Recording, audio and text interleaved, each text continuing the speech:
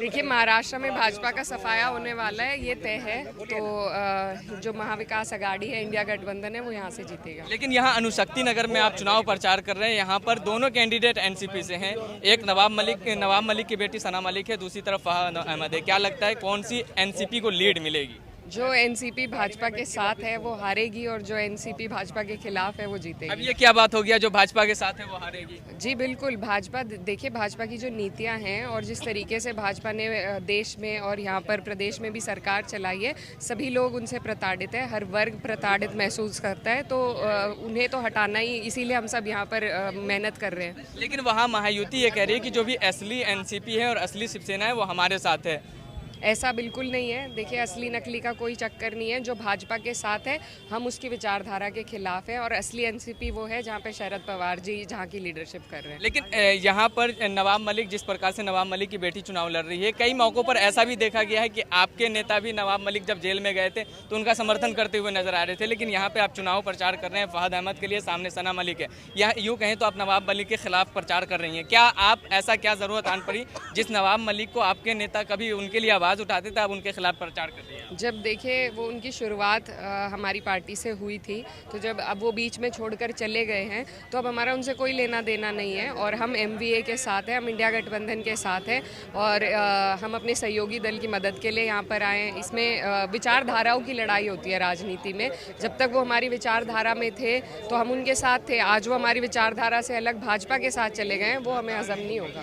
लेकिन आपकी पार्टी, चूंकि इंडिया गठबंधन की अगर हम बात करें तो इंडिया कई ऐसी सीटों पर ये ऐसा है कि सपा भी महाविकास अघाड़ी के खिलाफ कैंडिडेट उतार रखी है। ये कैसा गठबंधन है? नहीं, कहाँ पे है ऐसा?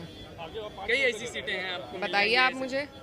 अब भिवंडी में चले जाए, वहाँ पर महाविकास अघाड़ी के भी कैंडिडेट हैं और उसके बाद सपा के भी कैंडिडेट। देखिए, कहीं कहीं पर अपने कार्यकर्ताओं के लिए भी आदमी को उनके जो मेहनत है वो देखते हुए कई कदम ऐसे उठाने पड़ते हैं, और फ्रेंडली मैच है।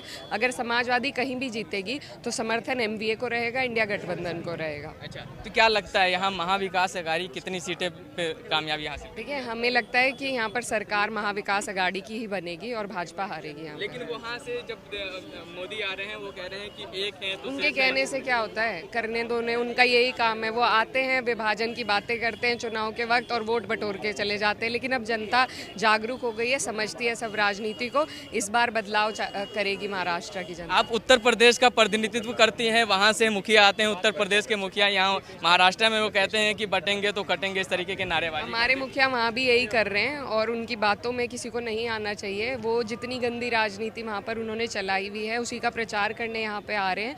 तो लेकिन वहाँ पर भी लोग उनके खिलाफ हैं, और माहौल उनके खिलाफ लगातार बनता जा रहा है। आपने लोकसभा के चुनाव में देखा होगा, हमारी पार्टी वहाँ पर प्रमुख पार्टी रही है उत्तर प्रदेश में, और यहाँ पर भी कोई उनकी इन बातों में, बांटने की बातों में नहीं आएगा।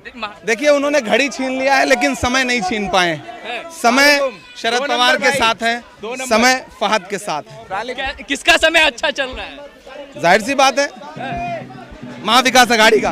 महाविकास अघाड़ी का। लेकिन यहाँ जब प्रधानमंत्री आ रहे हैं, यूपी के मुख्यमंत्री आ रहे हैं, वो कह रहे हैं कि बटेंगे तो कटेंगे, इस तरीके के नारेबाजी हो रही है। उनके नारे से उनके ही लोग सहमत नहीं है।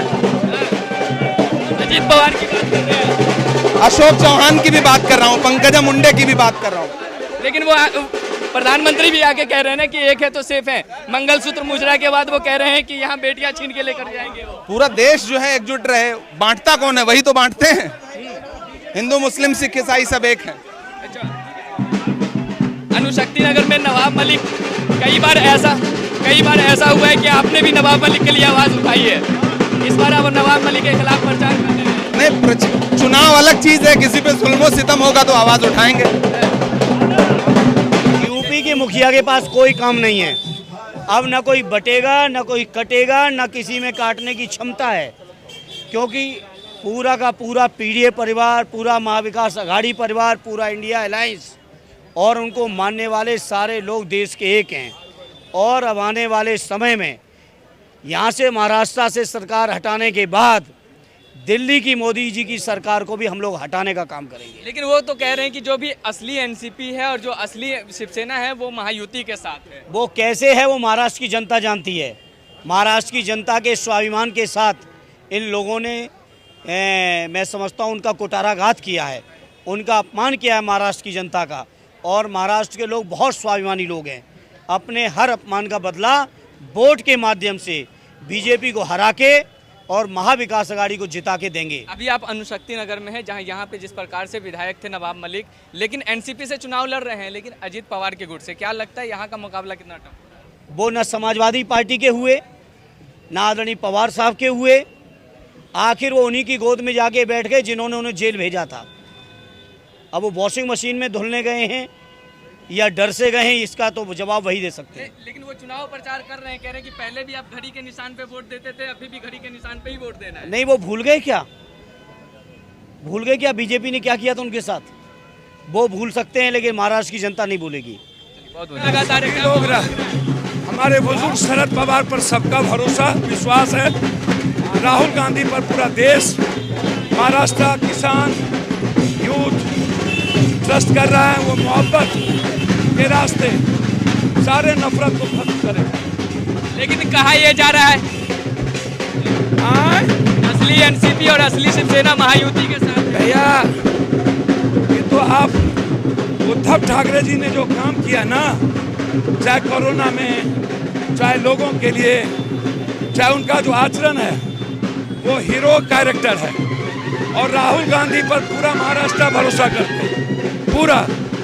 और यदि किसी पर सबसे ज़्यादा आस्था है और सबसे ज़्यादा सम्मान किसी का है, वो शरद पवार जी का है।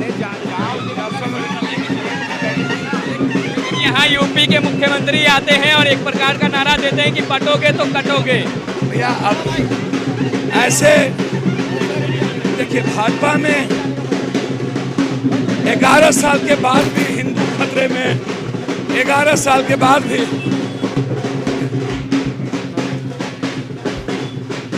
11 साल के बाद भी कटोगे बटोगे। हमें तो ये समझ में नहीं आता है कि आखिर आप कर क्या रहे हो। और 20 सालों से सरकार में हो, तब घुसपैठी नहीं मिली किसी भी कीमत पर। आप हमको बताओ,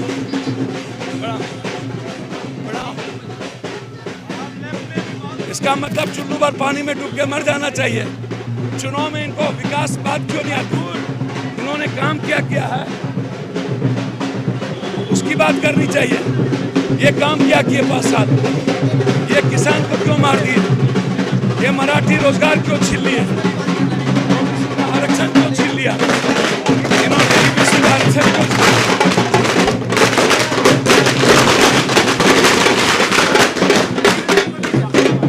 आपको ये बात करनी चाहिए, बात युवाओं की होनी चाहिए, बात बेटी पढ़ाओ और बेटी बचाओ। क्या हुआ? कांग्रेस का सेक्रेटरी मुंबई कांग्रेस। अच्छा, यहाँ चुनाव प्रचार में लगातार मिलने जुलने वाले आप इसको समझिए, इन लोगों के पास कोई मुद्दा नहीं है। ये लोग जाहिल लोग हैं, लोकतंत्र और संविधान के दुश्मन हैं।